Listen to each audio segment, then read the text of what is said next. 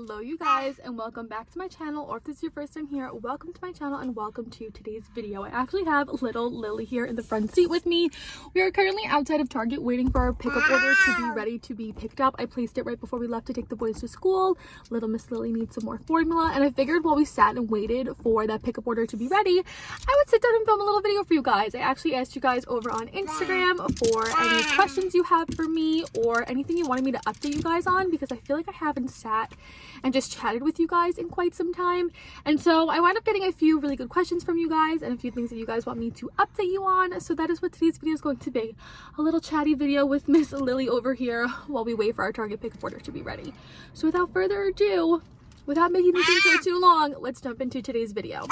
Okay, the first few questions I got actually have to do with little Miss Lily, since she is now 10 months old and I never filmed a 10-month update video for you guys. I did get asked if there were any new developments with Lily or anything worth updating you guys on since her last update video, which I think was her 9-month video, which we did go to the pediatrician for that. She doesn't have to go back now until she's a year old.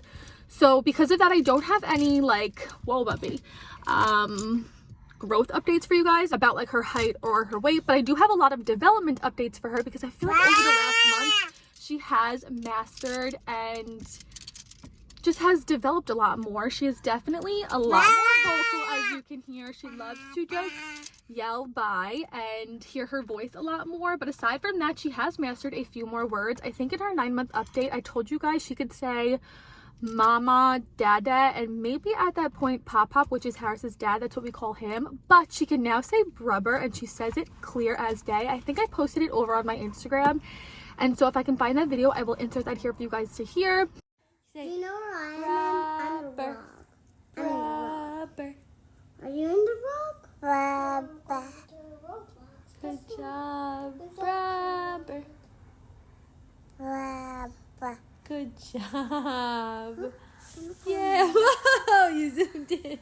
But she can say mama, dada, pop, brubber, and bye, which is another one that she loves to scream on the top of her lungs.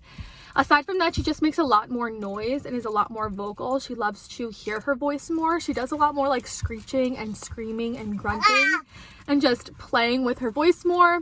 She can also now sit up unassisted. I think at her 9-month appointment, that was something that the pediatrician really wanted to see from her. They wanted to see her sitting unassisted, and at that point she was maybe like 85% of the way there. And I think very shortly after that doctor's appointment, maybe like a week or two after that, is when she started to be able to sit up 100% unassisted. And now she has it pretty much mastered. She will fall over maybe 1 or 2 times a day, if that, and a lot of the time she's falling over because she's trying to reach for a toy that is out of the way, and she's kind of figuring out how to like move her center of gravity and just move around more. But all in all, she pretty much sits all day long now in her playpen and plays in there, and she really enjoys that. And another thing that she has mastered over the last few weeks is clapping. I also shared that over on my Instagram story. That was another thing the pediatrician wanted to see, was clapping and waving, and so far she can clap. She kind of does something that resembles a wave, but it is very, like, it's not consistent, so we definitely still need to work on that. As well as pointing is another thing that the pediatrician wants me to work on with her. She hasn't started doing that. Her pincer grasp has gotten a lot better. However, we are still having a lot of difficulty with her feeding. I did go down on her bottle. She's now taking 4 6-ounce bottles because I hope that giving her less formula would make her more hungry for solid foods. However, that is just not the case right now. She still doesn't really want to eat any whole solid foods. She's still gobbling down those purees and baby foods, which at least I know she's getting something other than formula. But next month, when she turns 11 months, I will start transitioning her off of formula and as a whole milk. And hopefully with that transition, the whole milk will keep her satiated for a lot less time, so she'll be hungrier in between and would want to eat breakfast, lunch, and dinner. So that's my goal. We're still working on that, but those are the few things that I wanted to update you guys on that definitely have changed over the last month. The sitting, the talking, and the clapping, those are like the 3 main things that I wanted to update you guys on. The next question that I got that has to do with Lily is, how are her ears healing? If you guys saw my last video, you would know that exactly a week ago today, I took little Lily to get her ears pierced, and so it's been a full week, and I have to say the healing process has gone so smoothly. I did wind up picking up the aftercare that Rowan had to offer. It is a spray, and they recommend that you do that 2 to 3 times a day, and so I typically just do it like when she wakes up in the morning, before her first nap, and then before bed, and I just saturate the front and the back of the earring and then twist them as well. They said to twist them like 1 full time around. And other than that, oh no, I think she's pooping and I don't have any wipes with me. I'm gonna have to go in and buy wipes. But other than that, the healing process so far has been so easy. She has no crust, she has no blood, she has no buildup. The earrings are able to spin super easily and move back and forth super easily. The ears are not red, they're not swollen, they're not inflamed. I think by the night of the first day, like, they weren't at all agitated or aggravated. And so she's healing really well with her earrings.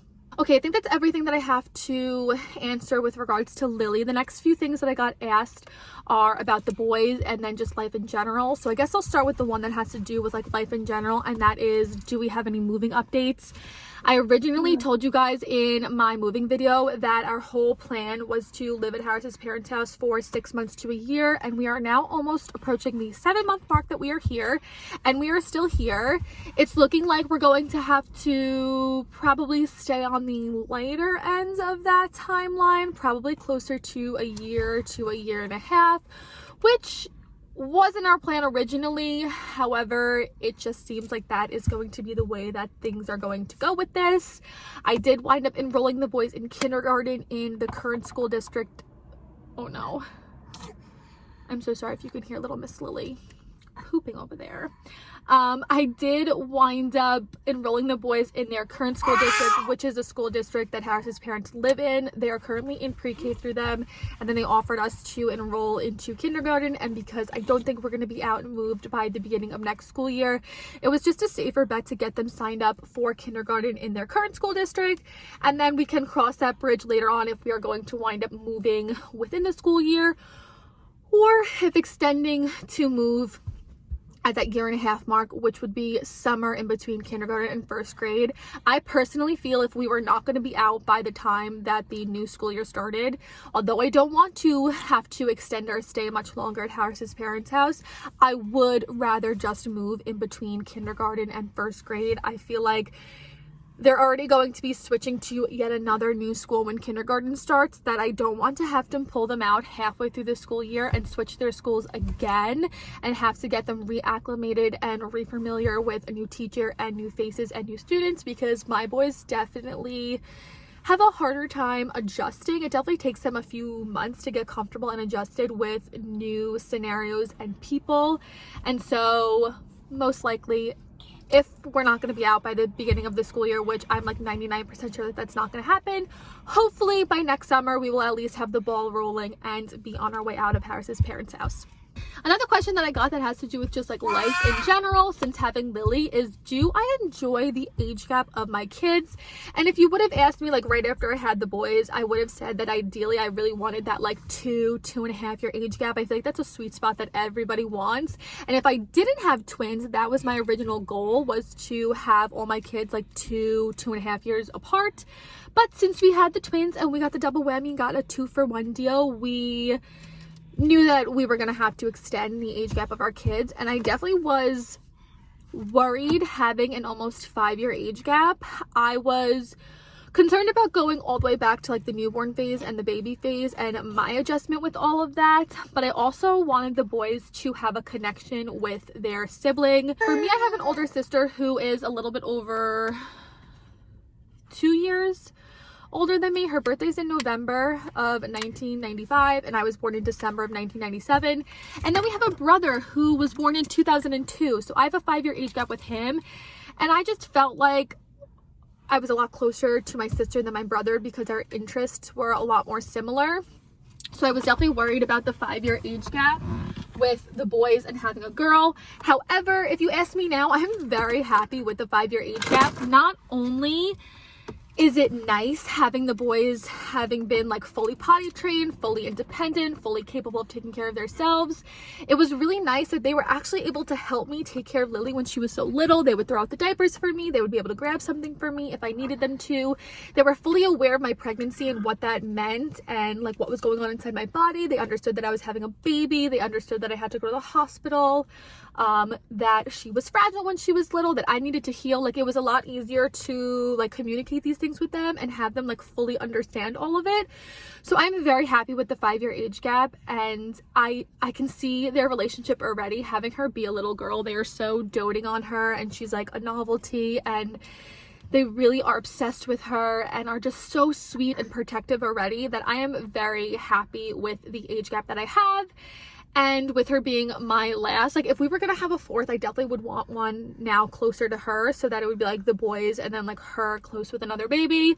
But since that's like 99.9% not in the cards for us, I'm really glad having a little girl as our last. I feel like this whole process of having a girl has been very healing for my inner child, if that makes sense. I see a lot of myself in Lily, not only in our looks, but just thinking back to my own childhood and knowing what I want to give her in her childhood. It's very healing internally for me to have a little girl and have this like independent time with her, because the boys are in school. I'm able to give her undivided attention a lot of the time in the day, and I feel very good that I had 4.5 years with the boys, and with them being twins, I feel like I was able to give them a lot of undivided attention in their like babyhood and toddlerhood. So I'm very happy with the age gap that I have with my kids. The next few questions have to do with the boys. I am gonna have to pause this video and check in a few minutes if I have anything else, because all the questions are on my phone, so I'm going off of memory here. But I got asked if, oh, before I answered that one, I just remembered, I did get asked if we have any fun plans coming up this summer. As far as for traveling, I mentioned in a few videos back that, I need her burp cloth, her nose is running. I mentioned in a few videos back that I do plan to go down to Florida in June with all 3 kids, because my sister is having a baby. She is due in the beginning of May. However, it looks like she's going to be delivering in the end of April. I need to get a paper towel to wipe her nose. She is going to be delivering in the end of April, so by the time school is over and we have a break in between school and camp, the baby will be almost 2 months old, and yeah, the baby will be almost 2 months old, and my sister will have had time to heal, because it's looking like she might need a C-section. And so our plan is to go down in the end of June in between school and camp, so that they can meet their cousin, but they can also get a little vacation out of it, because they have not been down to Florida since a year ago in April when I was pregnant with Lily. So that is one trip that I've planned with all the kids. And then aside from that, I do plan on doing a little baby, no touch. I do plan on doing a little, where'd all your toys go? A little staycation with my friend Casey and her sister out in Montauk as a little bachelorette trip / like birthday trip for her, because Casey's wedding is in August. So that is another fun thing that I have coming up this summer. But with everything that we both have going on, we definitely wanted to take a trip. However, for either of us to fully travel somewhere and commit to like a whole weekend or a week away, it just wasn't going to be in the cards. She is currently moving and everything. She has to plan for the wedding, and she has a few other trips with her fiance planned. We've just decided that the best bet for us is to do a little staycation out in Montauk for like 2 days. We'll go down in the morning of one day, spend the whole day there, have dinner that night, stay the night, and then spend the entire next day going to brunch and laying at the beach, and then take a slow ride back home. So that is one other little trip that we have planned. And aside from that, I'm trying to think. I have her wedding, obviously. I have her bridal shower in June. I have a few bridal showers this summer, actually. One for my best friend Casey, and then one for one of like Harris's mom's best friend's nieces, if that makes sense. But I think that's all that we have planned upcoming this summer. The boys are going to camp again, and I'm very excited. One of the best parts about living at Harris's parents' house this summer is that they have a pool, and so I'm very excited to work on my tan this summer and lay out by the pool almost every single day. Okay, to round out this video, I know I got a few questions about the boys. I got asked if I see any sibling rivalry with them yet, and So far, no. I think they're still very attached at the hip and they like all the same interests. They have all the same friends. It's definitely going to be interesting going into elementary school where they are going to be separated. Once they enter kindergarten, that will be the first time that they are going to spend long periods of time away from one another. And so I'm sure at that point their interests will start to shift. I will start to see some individuality between the two of them.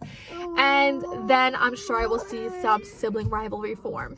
I'm quickly going to check my phone and see if there's any other questions that I'm forgetting, and then we'll finish up this video. Okay, one last question that has to do with the boys and Lily is if there is like competition or favoritism with their relationship with Lily. And I have to say, I think Jack is a lot more emotional with Lily and more like doting on her. He definitely is more like sweet and kind to her. Whereas Ben's relationship is more like funny with her. He thinks it's funny to make her laugh and to play with her. However, Jack is a lot more sweet with her. The other day I had her in the bath and he came upstairs to the bathroom and he walked in the bathroom and he was like, oh my God, my darling, my beauty. He's just so like enamored with her, whereas she's just like the little sister to Ben. Obviously he loves her and is so sweet to her, but it's like she's just like the little sister. And now that she's a lot more vocal and she talks a lot more to herself, he's like, she's so loud, when is she gonna learn to be quiet? Like he's just very funny with his relationship with her, whereas I can tell Jack is going to be a lot more like emotionally connected to her and worry about her more. Definitely I think Jack is going to definitely be the worrier, whereas Ben will probably be more of the protector, if that makes sense. Oh, here's your burpee cloth. Look here, want this? She has had a runny nose for a full week now, and I originally thought it was teething. However, no more teeth have popped through. She's been nursing these top teeth of hers for like 3 weeks, so that is why her nose is running beyond belief, and she's a little bit cranky. So I did get a notification a few minutes ago that our pickup order is ready. I'm going to pull around to the pickup spots in the front of Target. I hope you guys enjoyed today's video. If you did, don't forget to give it a big thumbs up, and with that being said, we will see you guys in my next video. Bye guys.